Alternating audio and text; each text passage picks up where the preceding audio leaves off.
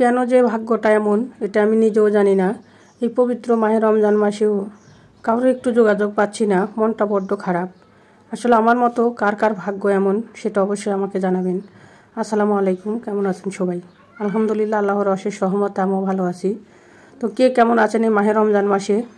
কে কয়টা রোজা করতে পারছেন এ পর্যন্ত? আলহামদুলিল্লাহ, আমি তো সব রোজাই করতে পারছি। আল্লাহর কাছে বলি 30টা রোজাই যেন সঠিকভাবে করতে পারি। তো যাই হোক, এই যে আমি রান্নার কাজে চলে আসলাম। তো রান্না করতেছি আজকে হচ্ছে ডাটা আর হচ্ছে আলু দিয়ে ডিম দিয়ে একটা ভাজি করতেছিলাম, আর পাঙ্গাস মাছ টমেটো দিয়ে ভুনা। আসলে এই ডাটা ভাজিটা কার কার পছন্দ এবং খেতে পছন্দ করেন অবশ্যই আমাকে জানাবেন। আমার তো ভীষণ পছন্দ, যদিও বা অনেক বছর পরে এই ডাটা ভাজিটা করলাম। ঢাকা শহরে যদিও বা ডাটা ভাজি খাওয়া হয় না, এটা মাছ দিয়ে রান্না করেই খাই বা ডাল দিয়ে একটা সবজি করে খাওয়া হয়। এটা আমি অনেক বছর পরে আর কি আজকে করলাম। তো ভাজিটা কিন্তু হেভি টেস্টও ছিল। আমার টুসুমনির বাবা কিন্তু খুব পছন্দ করছে আর খুব মজা করে খাইছে। তো যাই হোক, এই যে আমার ভাজির প্রথম অংশটুকু আমি ওই ফুটেজটা নিতে মনে ছিল না, আপনাদেরকে দেখাতে পারি না কীভাবে করছি। ভাজিটা কিন্তু হেভি মজা হয়েছে। ডিমও যে দেখতেই পারতেছেন যে একেবারে ছোট ছোট গুঁড়ো গুঁড়ো হয়ে আছে। তো যাই হোক, ভাজিটা রান্না শেষ করে আমি ওই কড়াইতেই আরও কিছু তেল দিয়ে এরপরে যে মাছটা ভেজে নিচ্ছিলাম। তো যাই হোক, এই মাছটা ভাজতে বা এই রান্নাটা করতে করতে আপনাদের সাথে সেই কথাগুলো শেয়ার করি যে আসলে আমি কেন এই কথাটা বললাম যে আমার ভাগ্যটা কেন এমন। তো আসলে কোনোদিনও ভাবি নাই এগুলোর কথা বলতে গেলেও বারবার খালি ইমোশনাল হয়ে যাই, বলতে পারি না, মনের মধ্যে প্রচণ্ড কষ্ট লাগে। জানি না আসলে ভাগ্যটা কেন এমন। আজকে 3 বছর প্লাস মা দুনিয়া থেকে বিদায় নিয়েছেন, বাবা আজকে 13 বছর। তো যাই হোক, সবাই আমার বাবা মার জন্য দোয়া করবেন। আমার বাবা মার জন্য সবাই দোয়া করবেন। বাবা মায়ের কথা বলতে গেলে বারবার খালি চোখে পানি চলে আসে, কথা বলতে পারি না, মনে হয় দম বন্ধ হয়ে যাচ্ছে। যাই হোক, অনেক কষ্টে বুকে চাপা রেখে কথা বলতেছিলাম। তো রান্নাটা এই যে বসা দিচ্ছিলাম মাছটা ভেজে নিয়ে। তো রান্নাটা হতে হতে আমি আপনাদের সাথে কথাগুলো বলি। তো এটাই আর কি, যেহেতু বাবা মা দুনিয়াতে বেঁচে নেই আছে, আরও 2টা ভাই আছে, বোন আছে। থাকি ঢাকা শহরে, ভালো টাকা ইনকাম করছে আগে, এখন যদিও বা ইনকাম সোর্স নেই, এখন কাউরে ওরকমভাবে কোনো কিছু দিতে পারি না।